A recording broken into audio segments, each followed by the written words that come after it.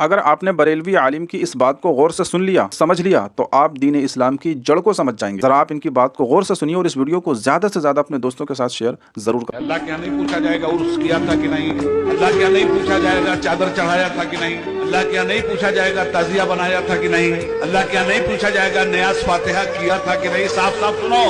और मैं सुन्नी इब्ने सुन्नी बोल रहा हूँ, टुन्नी वाला काम नहीं, सुन्नी वाला काम। इसमें से एक बात अल्लाह के यहाँ नहीं पूछी जाएगी। ख्वाजा साहब के यहाँ कितने बार गए थे, कभी नहीं पूछा जाएगा। एक मजार पे एक चादर चढ़ाया था या 1000, बिल्कुल नहीं पूछा जाएगा। पीर साहब का हाथ पैर चूमा था कि नहीं, बिल्कुल नहीं पूछा जाएगा। उनको नजराना शुक्राना देकर राजी किया था कि नहीं, बिल्कुल नहीं पूछा जाएगा। तो फिर पूछा क्या जाएगा? पूछा जाएगा तो ये पूछा जाएगा तुमने नमाज पढ़ा था या नहीं।